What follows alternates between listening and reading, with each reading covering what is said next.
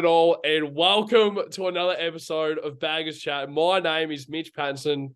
We're always joined by Ethan Duffy, and today we are reviewing the win against Sydney in the elimination final. Final scores, of course, were Carlton, 11 goals, 8, 74, 6-point win over the Sydney Swans, 9 goals, 14, 68 points. As I just said, 6-point win. I'm losing my voice. I know, Daffy Boy, you are losing your voice as well. But we are into a semi-final. Who would have thought in your wildest dreams that the Carlton Football Club would be through to the semi-finals in season 2023? But, Daff, more importantly, mate, how are you?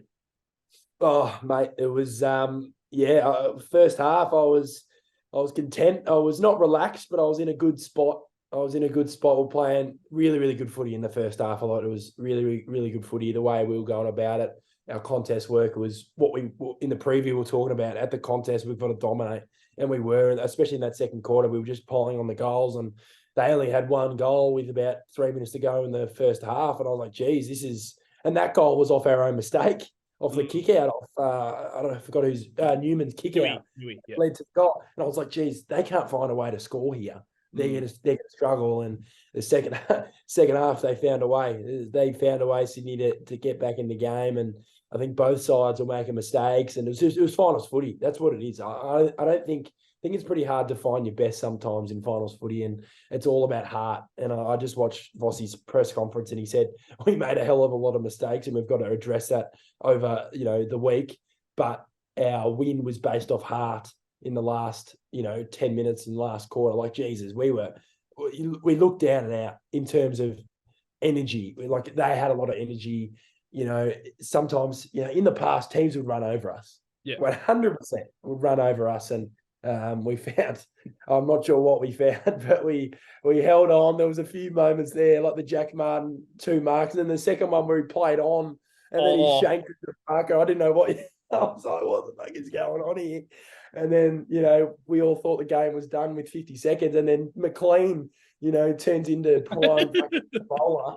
And he kicks a goal. I'm like, you fuck off. And then, it was good to see. And that final moment was one to remember.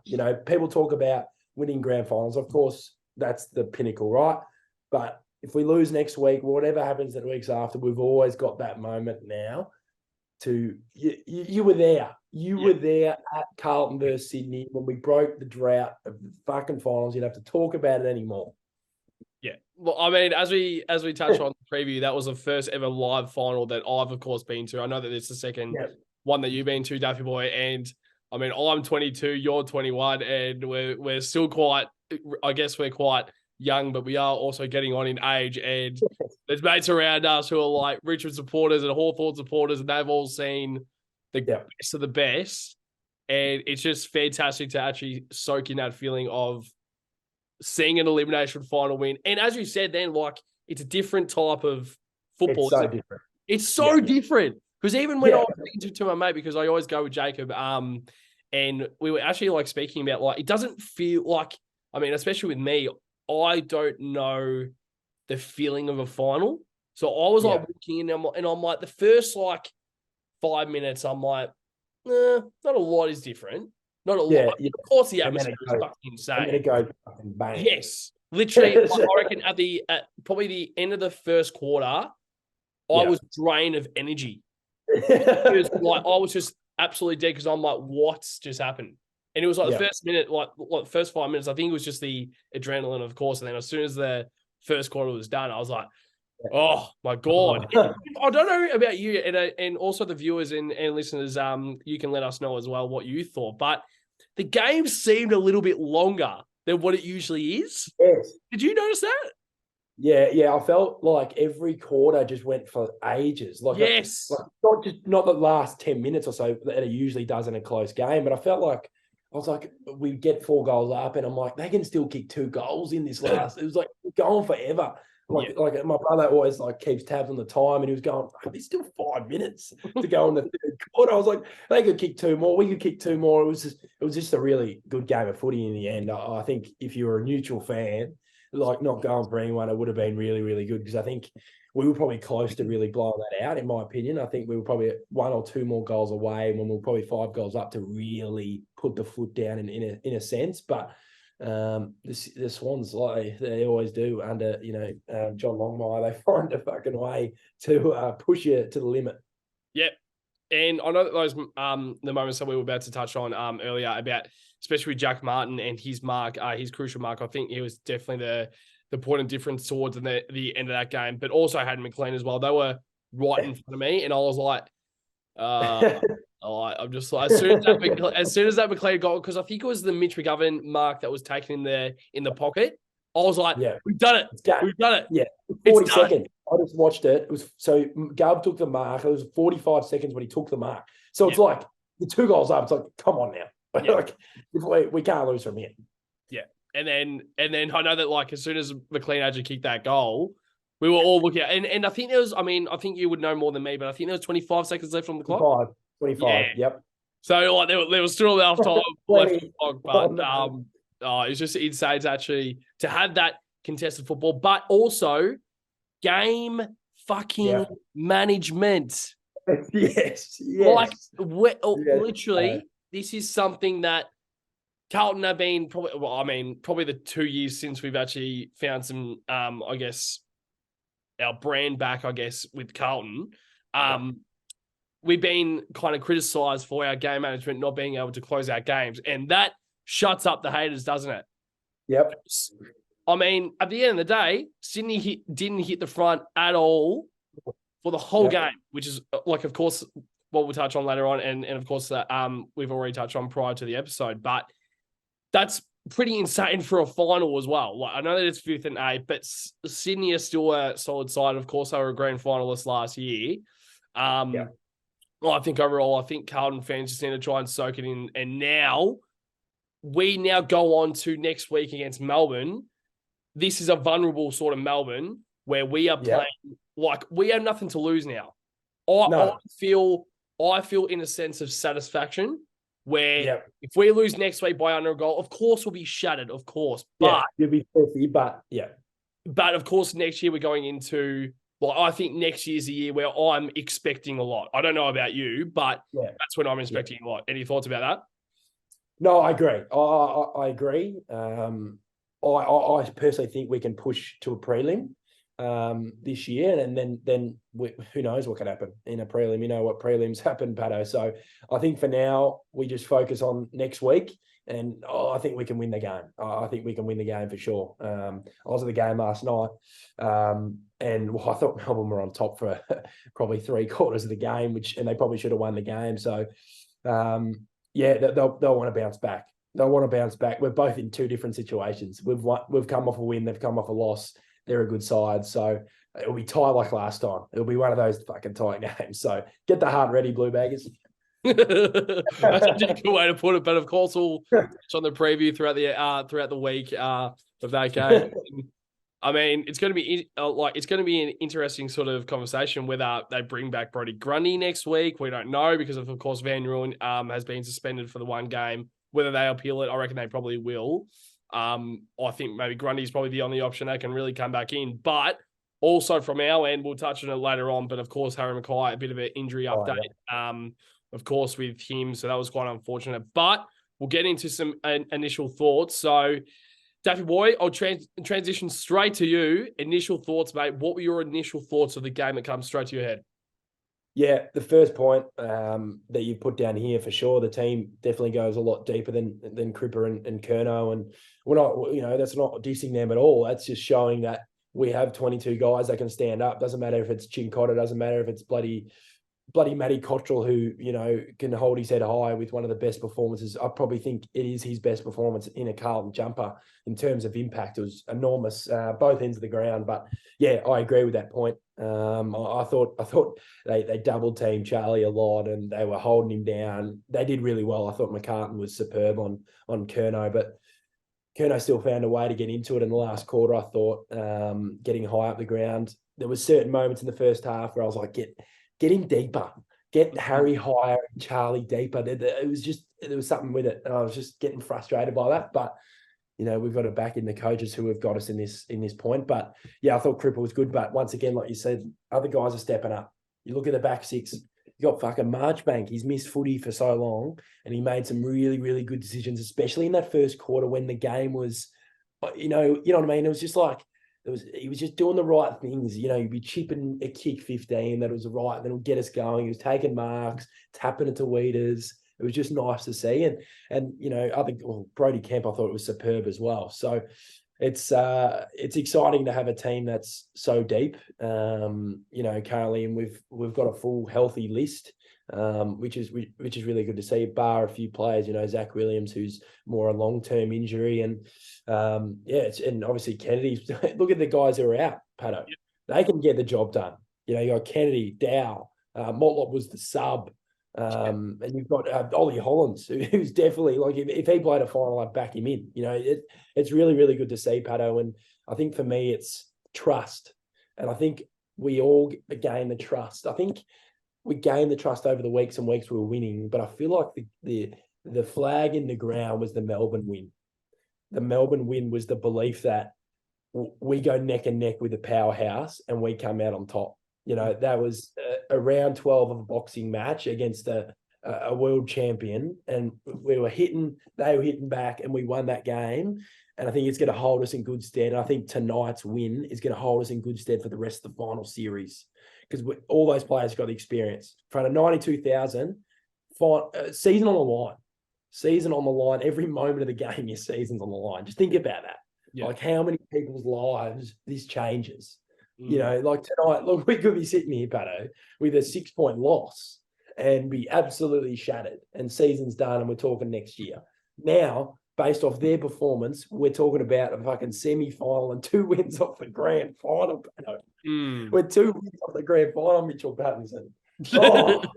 oh boy, the full name, that boy. But I mean, as you said then, I think it's quite, and that's one thing that I was very nervous about, and I don't think we touched on it too much before the preview, because we did so early, and we wanted to get it, wanted to get it straight out into the public. But whenever I guess it got closer to that moment where, of course, it was Friday night, closer, I was just like worried about the PTSD of how they were actually cope with the finals experience. And they always play in front of 90,000 every single week, and they have had that finals experience, the games that are so-called finals experience, and that has maybe so much that first 5 minutes, I was so comfortable, comfortable. I'm like, they are ready.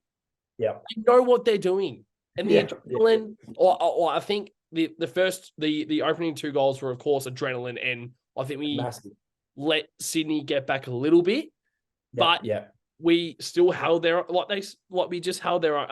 they held their own. So, but it just, as you said, then I think it's just fantastic that we could actually move on. Where now we go into next week. Doesn't matter about the result. Never ever say die, but also if you die, well, because we can always move on to next year, where next season is the big break, and we now expect a lot of things next week, but next year, of course. But so before we move on to some stats that, of course, made us get the 4 point. I can't really say 4 points in the end. Move on to the next week of finals. What was the one player that surprised you the most tonight in terms of, I guess, how they coped with the pressure of finals, or just a brand new player that came out of nowhere that you weren't expecting? Who was the one player that surprised you the most tonight? Yeah, it was an interesting game. I think it was a game where someone had to surprise to really break it open. I think, we knew what we're going to get out of the Stars on either side of the game. You look at Sydney, we touched on him before, McLean, probably leading to the game. We're not talking about him as much as, Goulden and all those other players. For me, I think it has to be the man Cottrell. It didn't surprise me. He didn't surprise me, but he surprised me with how much impact. Like, it was like top tier impact. Like, this is in a final, his first final. And like that first quarter, he set the tone for the team, in my opinion. He's running. Like, how good is it when in the first quarter, when we're taking marks on the wing and we're handballing and the handball chains and he's on the end of fucking 2 handballs, we get it inside 50, we kick a goal. I just love when runners are rewarded with their hard work, because he does a lot of running. You do 17.6 Ks in a game. That is, most of it's unrewarded. Yeah. Let's be real here. AFL is the most unrewarded sport. Yeah, touch the ball 21 times. How many seconds is that? Probably 30 seconds or 40 seconds in a game, you have the ball. It's funny to think about. Like, it's unbelievable what he can do with his running capacity. And like we said before we filmed, I think he's just knocked over the top 5 most Ks in a game. 17.6. The next best was 16.2 in the game tonight. So he's outrun the second best by 1.4 Ks. Yeah. So no, he was a surprise packet for me. Not surprised in terms of him playing good, but it was better than good. It was like superb. Yeah, I completely agree. I think it's got to be Cotters. And also a bit of another mention, I guess, which is, of course, Caleb Marchbank. I think he was really fantastic tonight. And a bit of, I guess, talk about whether it was the right decision to actually play him this week in a big final. But like, I think that pretty much shows. And it shows that Marchbank, McGovern, Kemp, and Weeders can all work together well.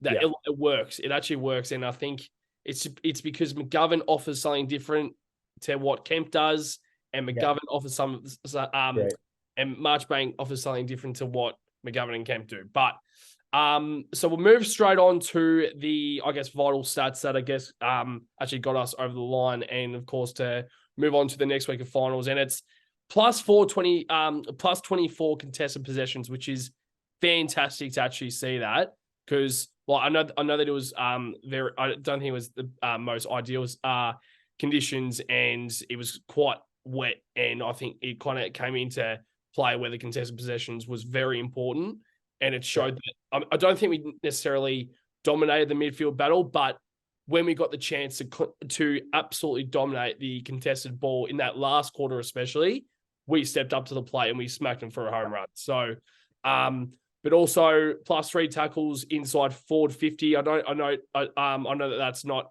a big number, but in terms of tackles inside forward 50, that's a big difference.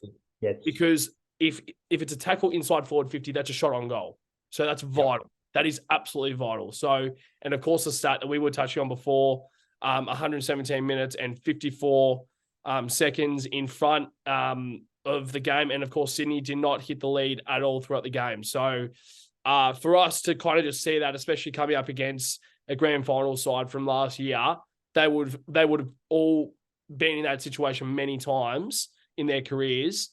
For players that, like Sam Doherty, Paddy Cripps, Charlie Kerner, all these experienced guys that have never had that final experience before, what they did tonight will help them tremendously heading into next week, but also into next year and the next 3 years, next 5 years. It's going to be insane. And I don't think they get enough credit of how hard they worked this year to to turn their season on its head.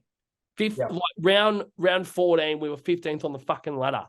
Where, as you said beautifully before, we're now 2 wins away from a grand final. Yes, it's unbelievable. It's actually unbelievable. But we'll now move straight into the defense, and Daf, I'll transition straight to you. Of course, touch on the stats if you have anything to say, but also the defense. What was the big standout from your point of view? I think once again they were massive. The defenders. Seriously, there was a lot of just overall, in a sense. I think there was a lot of times where the Swans were out they definitely exited pretty well out of our forward 50. There's a few times where they could have gone over the back, but we just set up really well. I think we really set up well, especially because when you're attacking and the ball turns over, it's really hard to defend transition. We used to always really struggle with defending the transition, especially under David Teague. We used to always get cut up through the middle and end up easy goals. Yep. We don't give away easy goals. Well, we give up a few easy goals today just due to our turnovers, which can be fixable for next week for sure. But yeah, it was just, we set up really well. Even when we had the ball in our hand, I think that's the most important, because you're ready if there's a turnover. you're ready if there's a turnover. You're not just sucked into offensive footy. You focus on defense first. And, that's set for me, that's set up with Weeders, who I think he was good tonight, but I thought when he was on McLean, I thought he really struggled. I thought he couldn't handle. I think they switched McGovern onto him in the last quarter because I just didn't think that was the right matchup at all. I just thought think McLean's he's quite fast and he's tall. He's got that extra height on Weeders. It was just something, you know what I mean? I don't know. McLean had a ripper, right? Yeah. We can just accept that. Weeders had a good game, but I just felt like in that matchup there was just something, you know what I mean? I don't know. But the other players to name, of course, I thought Brady Kemp was superb. Your man Marchbank that you named before, he was really good. Had some very, very good moments. They're just smart footballers, our defenders. Like, just when you don't need to grab it, you tap it on to your teammate. You know what I mean? Like in the past, we'd have dickheads, running around in the back line who pick up the ball, try to be a hero, and we're playing as a team. That's what I get most satisfaction out of, Patto. We're playing as a team. Playing in sport, local sport, whatever level. There's nothing better the satisfaction of playing well as a team. Because, the individual stuff, great, but as a team, it's fantastic. And these other names, I thought Sard was solid again. He's similar to his year all year. He just does his thing, doesn't he? Important moments, especially in the last 5.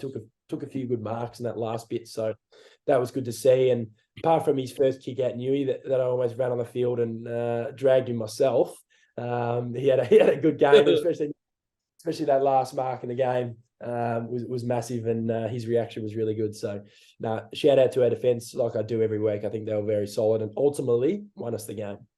Yeah, well, at the end of the day, I think the defence, if they hold up, that's a big factor for us actually going on to actually win the game. And once again, as you said beautifully, I think Sardi stepped up massively. I think Nick Newman, I was a little bit worried where they might change Nick Newman's role in a sense of because Sam Doherty might transition back. But once again, Sam Doherty was actually playing like more as a winger, probably more as a half forward as well. So it was pretty much I think it was pretty much taking over the Ollie Hollands role where he came straight out because you have to make room for Sam Doherty. It's just how it is. And unfortunately, Ollie Hollands just has to make way. But as I said, then I just think Sard, Newman, Weeders, Kempy was fantastic. Like, yes, he made one blue. But what I loved, well, I mean, of course, the connection is something that is really seen now within the Carlton Football Club, but also the defensive group. As soon as that happened, I was watching. As soon as that happened, every single player got around him. I'm quite certain Kempy actually had a smile on his face after that happened. I'm quite certain. And that's very Collingwood-like where, say, if Maynard or someone was to make a mistake, they laugh it off, saying, mate, that's just a part of football. Like it's not a big deal. And what I love is how Weeders got over to him. March got over to him. I think every single player around the, area after he made that error, he was, I could actually see him like head down. I'm like, oh, fuck. Like, you don't want to see that. Every single player got around him, and he pretty much was an integral part of the way that we kind of held off the Swans in the last 5 minutes. So we will now move on to the midfield conversation, and this is unbelievable how well these guys played, and to not even touch on a guy like Paddy Cripps and Sam Doherty, they were absolutely fantastic as well. But I think these are the 3 guys that we'll touch on, and it's, of course, Sammy Walsh, Adam Chera, and Blake Acres. So Sam Walsh, 29 touches, 6 tackles, 17 contested possessions, 7 score involvements. Adam Chera, 24 touches, 7 tackles, 1 goal, 7 score involvements as well. Blake Acres, 26 touches, 11 contested possessions, 6 score involvements, and 2 vital touch behinds. That if he didn't really try everything he can to touch that, like those scores, that probably would have been the turning point in the game. But midfield conversation, Daffy boy, what were your thoughts on these players, but also some other names that come to mind? No, really good. Really, really good. And, what I'm happy with is we had that week where we brought Walsh and Chera back. against the Giants in a game that we didn't really give a fuck about. Like the mentality was clearly different. And then you look in the first 5 minutes of this game and the mentality shift, you could tell. Like, look at that. It's just totally different. So you can definitely tell that. But yeah, no, it was just fantastic to see those two really, they deserve to be out there playing in a final. Obviously Walshy's had his issues with his injuries this year, and fuck, he's a champion. He's an absolute champion. He's 23 years old, same as Chera. Like, we've got him for another decade. Like, we've got to be soaking it in because it's really good. Like I always message you, mate. We definitely deserve to have this type of personnel in our team, and we deserve to have this success. And Walshy's game was superb, in my opinion. He probably would almost be best on. I think for me, I'm going to go with Cottrell probably, but Walshy was really, really good, especially in the last 10 minutes. I recommend everyone just rewatch that and rewatch every stoppage. And he's weaving around, he's picking up balls like he's at training, man. He's in front of 92,000 people with his season on the fucking line. And he's just running around. That's when those players are ready for the big time. And Chera, that fucking goal, man. Come on, man. Oh, baby. Like we were saying, I think he was probably leading the BNF before he got injured. He'd probably be in the top 3 still, in my opinion, to be up there for sure, depending on the injury. But fuck, he's good. He's good as well. And, people were a little bit off Chera last year. I think they forget his age. And usually when we bring in big names into a club, they're usually ready, and they're usually 26, 27, like when we brought McGovern in and other players like that, straight away they're in their prime or peak. And Chera last year, he's 22, for fuck's sake, in a new team, new system. And I still think he was pretty good last year, but now he's taken that extra step, hasn't he? And, when blokes start kicking those goals in big games, that's when they've really turned the corner and they're going to be an A-grade footballer. I think he's an A-grade footballer right now. And the third name, Patto, fuck me. This morning, let's just talk about this morning. Today Show, there was a St Kilda supporter on Today Show talking about like how we're spitting on the players, blah, blah, blah, blah, blah, right? They're still salty about us pulling their pants down 5 weeks ago, right? And he said, they're going to put Blake Acres a fucking statue. I'm going to go down to fucking RSEA Park, wherever they train, right? And I'm going to stick a fucking Acres fucking statue right in front of them so they see it. Right? I'll pay for it. I'm putting a fucking golden statue there, Blake Acres. And it's going to be like this, Blake Acres doing me. Facing the club rooms. But no, seriously, he was really, really good. And fuck, his impact's massive for a winger. It's like, we were talking about it, but when we got him, it's like, yes, that's what we need. He's that piece we need. Like, I think that's what we struggled in last year. I think majority of the games we had, Jack Nunes or Lockie O'Brien on the wings. I think it actually hurt us a bit in games. And both ends of the ground, like he's in, like you listed here, 6 score involvements. And then at the other end of the ground, he's touching balls on the line. Yeah. That were vital. That's what a winger does. They're tanks. Him and Cottrell are running up and down the fucking ground and impacting defense. They're in the team defense and the team offense. Yeah. They're not just in the team offense. Yeah. Their priority is defense for the team. But when they go. And he's just one of the best pickups in my life as a Carlton supporter, in terms of we gave up a future 4th for Acres. It was the best business we've done in a long, long time. Yeah. And to touch on Cottrell and Acres, so, I mean, as you said, once again, perfectly there, is the defense and the offense of the wingers that we've seen this year. Like, we didn't see it last year with O'Brien and Setterfield, where it was a kind of an experiment with Setterfield, and then we tried Nunes. That didn't work either. Then Cottrell probably had his opportunity towards the end of the season, and he actually played quite decent. Yeah. But as you said then perfectly, like, Acres is like, he has impacted defensively with touching 2 rush behinds, which was vital in the contest. Yes. But also he goes on and kicks a goal. Like, when he kicked that goal. Yeah. And when he kicked that goal, I'm just like, it was just down this end. Yeah, he just keeps on running. And I would love to see, so if I go so he spends 113 minutes on the ground. Yep. Out of 124 minutes. Fuck. Yeah. And he's So running that. and he is, and that's the thing, and it's not like he really like stops around because like with the winger, you don't really have time to stop. So that's 113 minutes of him running all day, all night. And Cottrell, so if I check Cottrell's one, his was 117. Ridiculous. So And that's he insane. ran 17.6 Ks. That's unbelievable numbers. That is unbelievable. Unbelievable. And as you said perfectly there, like earlier, like that's probably the top 5. Yeah. Yeah, I checked before. For sure. Run. Yeah. It's just the runners that we have, and it's really been seen over the preseason, their tanks have grown immensely. Charlie Curnow to a sense as well. Charlie Curnow does not go off the ground anymore, but he gets up the ground because he has the tank to do that. Yep. And players don't come off the ground anymore because they're stuffed or they're tired. They come off because they want a rotation, so they get another fucking fit player on the ground now. Like now, they don't come off anymore because they're tired. They come on knowing that, all right, I just have a few minutes to readjust, maybe get some coaching advice from the coaches, go straight back on. Yep. Like you don't spend 5-10 minutes anymore trying to get your tank back, which is what we saw 5 years ago with guys like shout out to Liam Sumner and it was the other one. We aren't going to touch on.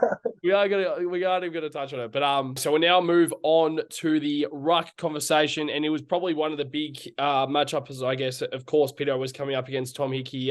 They're retiring Tom Hickey. Of course, that was his final game. And also Tom DeConning, who I thought was quite solid as well. But before I transition to you, Daff, I think Tom DeConning wasn't in the Ruck as much as what we thought he would be. So Pitto, of course, had 24 hitouts, but Tom DeConning had 11 hitouts. But when he was given the opportunity in the Ruck, in the Ruck contest, he actually dominated, in my opinion. And I think he was a better matchup for Hickey than what Pitto was for Hickey, because I think Pitto and Hickey are quite similar in Ruck sense. But I think when TDK went up against Hickey, TDK actually dominated Hickey. But when it was McLean and TDK, it was the other way around. I think McLean almost beat TDK, but I reckon Pitto was almost a little bit better when he came up against McLean, and I reckon they managed that well because I think at halftime, I think Vossi actually realized I think Hickey's probably beating a Pitto right now. I think whenever Hickey goes into the Ruck, TDK you go in there, but whenever McLean goes into the Ruck, Pitto, you go in there. And I reckon they managed it very well. So that's fantastic to see. But Ruck conversation, Daffy Boy, what were your thoughts? And my question to you is this combination what you want to see in next week's final with maybe Silvani being fit? Yeah, with Harry coming out, it's going to definitely raise a few questions.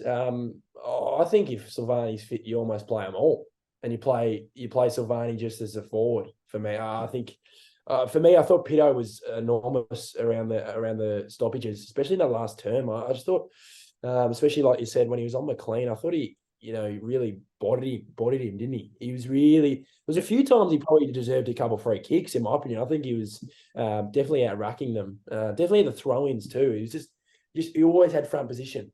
He always got front position, which is massive. And like I said in the preview, we just needed him in there for just size. And I thought he was pretty good. There was a few times, when Pitto gets the ball, it's a bit shaky, but he's a big ruckman. Like people, I don't really get the hate he cops. I don't really. He's a ruckman. Like, not every ruckman's Max Gawn, for fuck's sake. Like, he can run around and, do whatever he wants and snap from boundaries. And, you know what I mean? Like, I think people, it's a ruckman we're talking about here. Like, in the 90s, Pitto would have been a superstar because that's how ruckmen were. You know what I mean? It's a different type. But, yeah, I thought he was good tonight. Big Pitto, big strength, they call him. But, TDK was good too. I thought he was that massive moment was the Akers goal. He set up the Akers goal. He took the ball to ground. It was a 1v3. I knew if he won that contest, because all the Swans had the numbers there. I was like, if he just gets it out in the 50, I knew we were going to kick the goal because we had the numbers out. and he fucking did it, and it was really, really good to see. And took a few big marks in the fourth. But for me, with these two, I just think we just need more impact in the air. Yeah. Just more impact in the air, more marks. They took a few, but I just feel like McLean just took too many. He had a great game, but McLean just took way too many marks, especially when we're kicking out of our D50. It's been a little bit of an issue we've had, isn't it? Like a little bit of an issue we've had, especially if Harry goes down, we've got to rely on Pitto and TDK to bring the ball down. But other than that, they were pretty good. Yep. Well said. And I think to very quickly touch on Pitto and a comment, I guess. So I was in level 2 Shane Warne stand, and there was a gentleman a few seats down, and I mean, I don't want to shit talk him because he can have whatever opinion he wants, but for sure. he wants. But whenever Pitto wasn't able to get to the ball as quickly as what he wanted to, he would say, he's so fucking slow. Why is he playing? But I mean, I never said anything, but I was just thinking, I'm like, are you serious? Yeah. That's not his role. That's not his Yeah, role. it's not. like if his role is to get to the ball quicker than what a small forward would be, what? So what's the small forward role then? Yeah, so exactly. if we're all expecting Pitto to be as quick as a small forward, we should all just play 23 Pittos. Like, genuinely. And I was like, that's just what I was thinking when I was like, it even happened, I reckon, last year where we were speaking about it, and it was like, why? Yeah. Yeah. And it was a role, it's like, that's not his role. That's someone else's role. So if he's not getting to that ball quick enough, that's because someone else wasn't in that position to get to that ball. So that's not Pitto's fault. That's not Pitto's fault at all. So, but yeah, like, I don't want to shit talk him because everyone has their opinion. Like, I know that I have opinions that are far from actually being accurate. I mean, it's actually shown in the games, and I'm sure we all do. But yeah, I was just a little bit like, oh, okay, well, that's a little bit. But as we said, everyone can have their opinion, and that's why we absolutely love supporting the club, because everyone's so passionate. But now we'll move on to the forward line. So before I transition to you, Daffy Boy, I'll just say a quick comment for Harry Mackay, and then I'll give and then I'll get you to give a bit of a overview of the forward line. So Harry Mackay's injury. So now he is in official concussion protocols. So that unfortunately means that he will miss the game next week against Melbourne Demons. So his next availability is, of course, if we get through to the prelim. That's when he will be available. But unfortunately, he will not be able to play next week. Duffy is having a little bit of a smirk on his face because we're already expecting us to get through to the prelim. So Brisbane Lions, we'll see you at the Gabba in a couple weeks' time. But a quick word for that, Duffy Boy, and I'll also get you to transition into the forward line as well. Yeah, it's a shame. It's a shame. I think apart from the easy shots he missed, I thought Harry was really good. I actually thought he was really good. Those misses are unacceptable, of course, especially that set shot one. The first one, it was just, he did all the hard part, and it was you know what I mean? It was kind of like, you should have kicked it, but the second one, that is inexcusable. Yeah. Inexcusable. And we would have gone up to 6 goals and it would have been game over, in my opinion. Changed the whole momentum of the game, I think, for sure. But yeah, I thought he was really good. He was taking grabs. There's a few big grabs he took in the second quarter, in the middle of the ground, on the wing. Yes.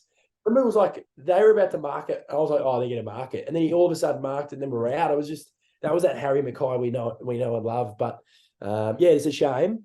Of course, it's a shame. They're going to be putting their total focus on Charlie next weekend, but we didn't have Harry against them last time. Didn't have Walsh and Chair against them last time. Yep. So, they've got a couple outs too with Van Rooyen probably missing. I'd imagine he'd miss that hit, and also Brayshaw missing. So that's going to be very, very interesting. And, Patto, like we say, next man up in that situation, and that could be Jack Silvani, or it could be anyone. We could play small ball and Jesse Mollop comes in the side, or, Don McHugh plays, that forward role that we know and love from him. So, but forward line as a whole, Jack Martin's just Jack Martin. That's all I'm going to say. He just does his thing. does his thing, apart from him playing on with 50 seconds to go and the 50 forgetting that he's not allowed to run off his line. That was the scariest part of the game. And then he clobbers his ball straight down Luke Parker's throat. But apart from that, it was massive. Like, remember that Gold Coast game when I was saying in the review, the forward goes down in defence? One of the forwards goes deep in defence, and Jack Martin did it this time. Because I saw him 5 minutes ago, he went deep and he waved to Charlie, probably going, you go, you stay, I'm going to be down here, obviously, because Charlie's being their next target. And it fucking works again, Patto. You've got that extra. You've got that extra down there, and he knows how to take a grab. He took 2 big grabs, which is unbelievable from him. Cunners and Fogarty, I thought they were quiet, but they did their thing.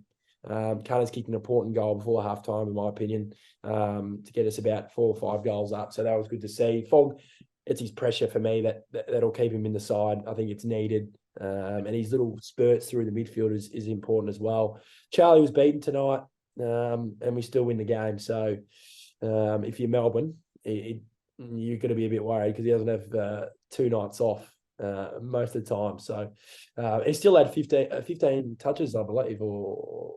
Yeah, I think he had 15 in the end. 15 touches and 6 marks. I thought he was good in the last quarter. He was kind of the only forward providing anything for us ahead of the ball.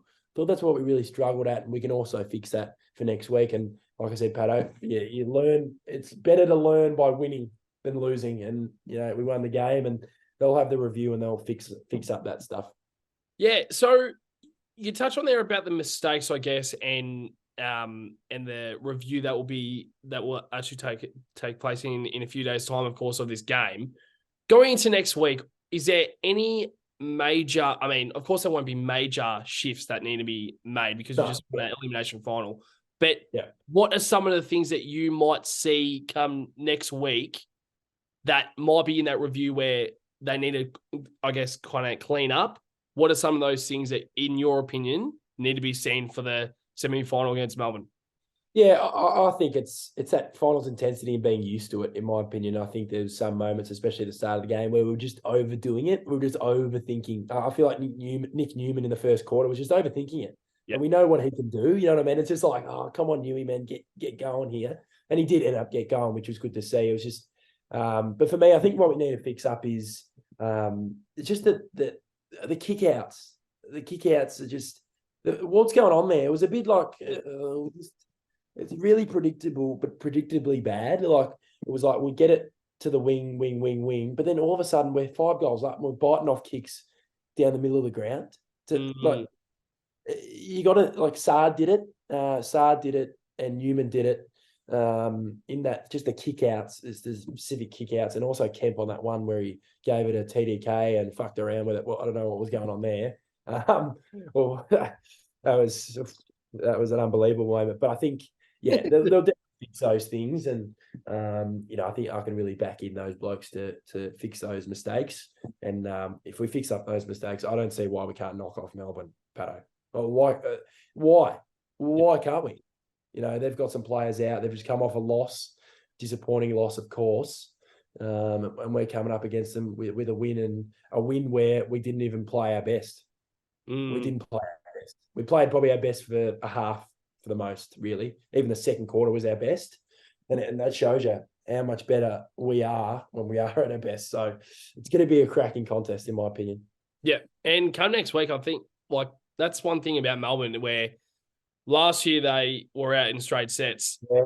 This week they're facing it again. They've got some redemption this week, but also they would prefer probably any other team in the 8 than us. But they don't want to play us because they know that we can get them. We are the dangerous team outside the top 4. And realistically, I still believe this, and I don't know if this is me being biased or not, but I still think we are the best. I still think that we are the 4th best team in the competition behind Melbourne, Brisbane, and Collingwood. I still think we're better than Port Adelaide. If we have to travel to Port Adelaide, I'll be confident. Sorry, were you about to say something? Yeah, no, I agree. I actually think we're being in a better form than Melbourne have. I'm truly believe so. In terms of consistency, we've won 10 out of the last 11, Patto, including beating them. Beating them. Like, it's it's gonna once again, Patto. It's gonna be a massive contest. The last contest was one of my favorite ever home and away games I've ever been to, in terms of intensity and two heavyweights going at it. I think it'll happen again. Hope it's us opening up the floodgates. But it's the way I looked at it on the weekend. If Melbourne start the way they did and we start the way we did, we'll go out to a lead. We'll go to a lead. If they let that happen, which they can do a little bit. I go to a fair bit of Melbourne games. They switch off. Yeah, they switch off a little bit. So we'll have to wait and see, Patto. We'll tease that for the viewers for the preview, mate. well, because I was about to add something else to do with the Melbourne and Brisbane game that was, of course, seen earlier in the year when the D's won by one. But I'm not going to touch on anything else because we'll keep that for the preview episode, of course, for the semi-final. But definitely, before we wrap up the episode, the review episode for our elimination final, I need your best on ground. You may have given it a little bit of a spoiler earlier, but I don't know if it's changed since then. Best on ground, Boy, who do you think? Yeah, there's many names. There's probably 5 names that could be best on ground. 5 or 6 almost names that could be best on ground. But for me, Matty Cottrell set the tone early and really led us to the victory. How about that left foot finish? Hits the top of the ball and I knew it was going through because the crowd behind it didn't know it was going through. And I was like, the way the kick was hooking, I was like, that's going to go fucking through. Yeah. And that was massive as well. And he's finishing in front of goal. Is the way he's developed. We've been at him talking about him for years, and his development is enormous. And his game tonight was his best for Carlton for sure. Yeah, and there's probably no bigger stage in the past decade for Carlton to perform on that stage where Matt Cottrell, this is. I was even thinking earlier, I'm like, there's a few names that I kind of wrote down that I was a little bit worried about how they would go in the finals experience. I will be honest, Matt Cottrell was one of them because I'm like, Hollins is now out, Cottrell's now getting that genuine wing position. How is he going to go? And he stepped up to the plate today, and I think he was close to my best on ground 100%. But my best on ground was the other winger, and that is Blake Acres. And 26, I'll repeat it again, 26 touches, 1 goal. And I'll give a bit of I think just the calmness of him, where I think, this is going to be, I'm not comparing him to Scott Pendlebury at all, but I feel like whenever he gets the footy, time just stops. Yeah. Just goes a little bit slow, and I'm like, we just... No one can get him. No one can catch him. He's not super. He's not like slow, but he's not quick, like quick. And he just weaves through no one gets him. It's like, what's going on here? Yeah. and he's a fantastic mover, and skill wise, he's fantastic. Football IQ is fantastic. He does kick it quite high and long, but I think that's also intentional from the coaches, because there's been times when I've seen him lace out a target inside forward 50, and I'm like, well, he can do it. So I personally think that there's some decisions that everyone would be like, oh, what are you doing, Acres? But I think it's almost coaching as well, and I don't mind it, because if you're bombing it inside 50 and you've got a guy like Charlie Kerner and Harry Mackay, and most of the time Acres bombing it inside 50, it actually works out. Yeah. So this is just a conversation where, especially next week when he comes up against a genuine winger in Ed Langton, but also on the other wing, like a Lockie Hunter, this is going to be massive. But I'm going to trust a guy like Cottrell, and I'm going to trust a guy like Blake Acres every single day of the week, because because they stepped up in a final. Like we've mentioned it so much throughout the episode, that changes my mind on every single one of these players tonight. They all stepped up, and they didn't, I guess, shy away. They they weren't really nervous, and they were ready for the occasion. You could even tell with the Australian national anthem. You could tell that everyone was just a little bit just ready to go. And it was just awesome to see. But Daffy boy, before we wrap up the episode, is there anything else you would like to touch on? Oh, mate, it's it's been 10 years of heartache and nothing positive really. We've had a little bit of glimpses in there and here and there, but it hasn't been good enough for us supporters and the support we show. And I got to say, it was emotional. The siren, it was a lot of emotions of 10 years of crap. And, it's really good to see. And it's good to see young fellas, young kids go for the Blues. It's good to see, it's as a kid, there's nothing better than your team winning, and it makes your weekend just a little bit better. And a final is just extra. It's just that extra feeling, you know what I mean? So, no, it's really good, mate. Yep, completely spot on. And actually well wrapped up. And I don't think I need to really touch on much more than that. So, as you just said, then I just think it's a emotional sort of feeling. I think we're both still trying to wrap our heads around us actually going into a semi-final next week, playing against one of the best teams in the comp, Melbourne, to get our spots in the prelim. And it's still, I can't believe what I'm actually saying right now, where we're actually talking about a spot. We're playing for a spot in a prelim. And we in your wildest dreams, you see teams like Richmond come from absolutely nowhere to win a premiership, and you see teams like West Coast come from their absolute ground and no one expecting them to get their win in Melbourne, and they actually did it in the end. It's just stories like this, and you just feel like we are miles off it, but you just feel a little bit of a story coming across. And we don't know what happens next week. We don't know if Carlton's going to get the win. We don't know if Melbourne's going to get the win. But no matter what, there will be a story, because we have ended a 10-year shit period, absolute shit period for every single supporter that went through it. It doesn't matter if you're a 50-year-old person who has seen success after success. That's almost as hard as us not seeing the success, because they know what they've seen. And actually seeing it now, just being like, what the hell has happened? But we also don't know anything different. So that's why right now we're just like, how do we act? How do we act? It's such an insane feeling, and the insanity of finals football, us going into a semi-final next year, it's just awesome. But to all the viewers, to all the listeners, to all the subscribers, to all the followers on our social media, make sure to like, comment, and subscribe. Make sure to comment your thoughts of what you thought on the game and how you think will go next week against Melbourne. Make sure to keep watch for next week, because we will release our preview probably towards the start of the week, but we will see how we go with time. But to you, Daffy boy, and to all the blue baggers out there, up the baggers! Come on.